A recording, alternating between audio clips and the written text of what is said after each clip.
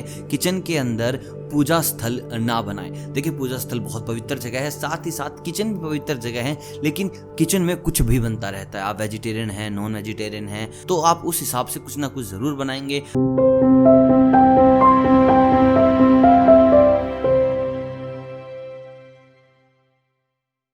दोस्तों आज की इस वीडियो में हम बात करने वाले हैं जब हम किचन के अंदर घुसेंगे तो हम किन चीज़ों का ध्यान रखेंगे। देखिए किचन एक ऐसी जगह है जहाँ इंसान उठने के बाद नॉर्मली चला जाता है, पानी पीने चला जाता है, या फिर किसी न किसी कारणवश जो चौक के पास किचन होता है वहां जाना पड़ ही जाता है। लेकिन क्या आपको पता है कि आप सुबह उठकर ऐसा क्या करें कि जिसके चलते किचन आपकी जिंदगी में जहर ना घोले। देखिए मैं साफ साफ कह रहा हूँ, किचन बहुत ही पॉजिटिव वाइब वाली जगह है, लेकिन जहाँ सकारात्मकता होती है वहाँ नकारात्मकता भी होती है, तो ये आप पर हावी भी हो सकता है। लेकिन ये सारी चीजें डिपेंड करती हैं कि आप किस तरीके से उस चीज को हैंडल कर रहे हो। हर चीज में पॉजिटिविटी है, साथ ही साथ नेगेटिविटी भी है। हमें क्या करना है, हमें वास्तु की मदद से उस नेगेटिविटी को निकालना है और पॉजिटिविटी को अपने पास रखना है। तो चलिए आज मैं आपको बताता हूं कि किचन के क्या वास्तु हैं जिनके चलते आप अपनी जिंदगी में और खुशियां ले आएंगे, और अगर आप इनका पालन नहीं करते तो जो जैसा चल रहा है वैसा ही चलेगा, या फिर कुछ इसके दुष्परिणाम हो सकते हैं। तो चलिए बात करते हैं किचन के कुछ वास्तु की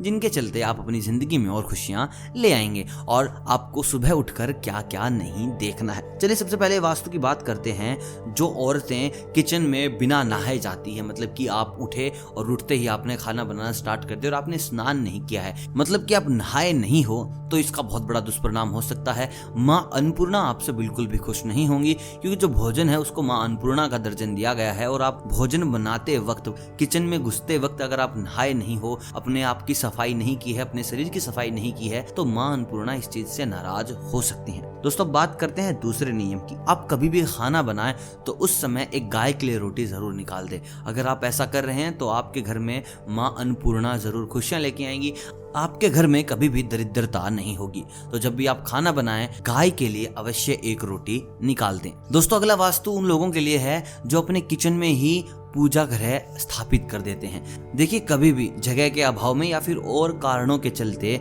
किचन के अंदर पूजा स्थल ना बनाएं। देखिए पूजा स्थल बहुत पवित्र जगह है, साथ ही साथ किचन भी पवित्र जगह है, लेकिन किचन में कुछ भी बनता रहता है। आप वेजिटेरियन हैं, नॉन वेजिटेरियन हैं, तो आप उस हिसाब से कुछ ना कुछ जरूर बनाएंगे। आपके घर में अंडे भी आएंगे, चिकन भी आएगा, मांस भी आएगा, जिसके चलते पूजा स्थल की जो पवित्रता है वो भंग हो सकती है। साथ ही साथ अनेक प्रकार की दुर्गंध भी आती है, और मंदिर के पास दुर्गंध होना बिल्कुल भी लाजमी नहीं है। कई बार खाना सड़ जाता है, वहीं पर डस्टबिन रखते हो, तो ऐसा करना बिल्कुल भी उचित नहीं है। यदि आपका जो पूजा स्थल है वो किचन के अंदर है, तो आप जल्द से जल्द उसको कहीं और स्थापित कर लीजिए। किचन के पास या किचन के अंदर पूजा स्थल होना ठीक नहीं माना जाता। दोस्तों बात करते हैं अगले वास्तु की। इसमें आपको ख्याल रखना है कि जब भी आप रात को खाना खाएं तो बर्तन अवश्य धो लें। देखिए कुछ महिलाएं काम करती हैं, ऑफिस जाती हैं, सुबह खाना बनाती हैं, फिर ऑफिस जाती हैं, फिर रात को आके खाना बनाती हैं, तो वो सोचते हैं कि ये बर्तन जो बचे हुए हैं मैं सुबह साफ कर लूंगी। देखिए इससे घर में बहुत बड़ी दरिद्रता आती है, और बर्तन झूठे छोड़ना बिल्कुल भी सही नहीं माना गया है वास्तु की दृष्टि से।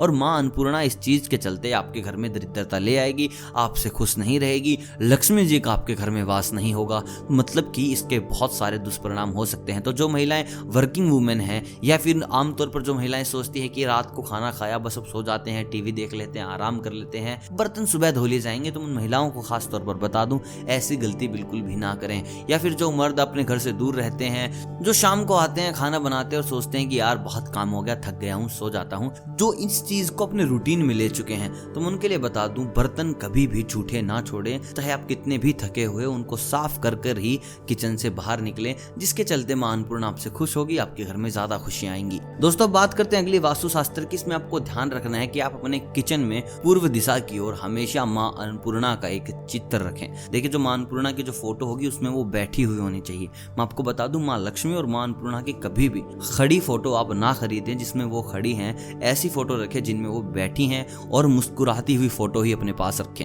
मां अन्नपूर्णा की फोटो आपको पूर्व दिशा के अंदर लगानी है। साथ ही साथ आपको ये भी ख्याल रखना है कि आपके किचन में कोई आईना ना हो। अगर आपके किचन में आईना है तो नकारात्मक ऊर्जा को बढ़ाएगा, नेगेटिविटी को बढ़ाएगा, और सकारात्मकता पॉजिटिविटी को करेगा कम। तो ऐसे में आपके घर को कई दुष्परिणाम झेलने पड़ सकते हैं। आपकी जिंदगी से जुड़े, आपके स्वास्थ्य से जुड़े, पैसों से जुड़े व्यापार से जुड़े, तो इस चीज से बचिए और किचन के अंदर आईना ना लगाएं। अब बात करते हैं दोस्तों अगले वास्तु की। यहाँ आपको ख्याल रखना है कि आप खाना खुला ना छोड़ें। देखिए, एक तो बीमारियां आती हैं, साथ ही साथ ये बहुत बुरा वास्तु है अगर आपका खाना बिल्कुल भी ढका हुआ नहीं है। दोस्तों इसके साथ अंत में मैं आपको बताऊंगा कि आपको किचन के अंदर घुसते ही क्या नहीं देखना है। सबसे पहली चीज, आपको चाकू छुरी बिल्कुल भी नहीं देखनी है। देख लीजिए, कई महिलाओं कहना है कि हमें सुबह 4 बजे उठकर खाना बनाने लग जाते हैं, हम फिर ऑफिस आते हैं 8 बजे। तो मैं आपको बता दूं, आप रात को बर्तन धोएं तो इस तरीके से मैनेज करें कि वो चाकू छुरी एंट्री पर ही आपको ना दिखें, उनको कहीं आप साइड में रख सकते हैं। अगर आप ऐसा कर रहे हैं, आप सुबह उठते ही चाकू छुरी उठा रहे हैं, तो इसका स्वास्थ्य से रिलेटेड बहुत बड़ा दुष्परिणाम आपको झेलना पड़ सकता है। साथ ही साथ मैं आपको एक चीज और बता दूं, किचन में घुसते ही आईना भी नहीं देखना चाहिए। अगर आपने पहला वास्तु ध्यान से सुना होगा तो मैं उसमें बताया था कि आईना होना ही नहीं चाहिए, और ये दोनों चीजें आपको होने से बचानी है। अगर आप ऐसा कर लेते हो तो वास्तु के नियमों के अनुसार, वास्तु के कथनों के अनुसार आप अपनी जिंदगी को खुशियों से भर लेंगे। तो दोस्तों ये थे आज के वास्तु ज्ञान जो रसोई घर से जुड़े हुए थे। और मुझे कमेंट करके बताइए कि आप कौन सी गलतियां ज्यादातर कर रहे हैं, या आप किस प्रकार से वास्तु से प्रताड़ित हैं। चल, वीडियो अगर अच्छी लगी हो तो वीडियो कीजिएगा लाइक, चैनल पे नए हैं तो प्लीज सब्सक्राइब। मिलता हूं आपसे बहुत जल्द वास्तु के कुछ नए नियमों के साथ। तब तक आप सभी को अलविदा।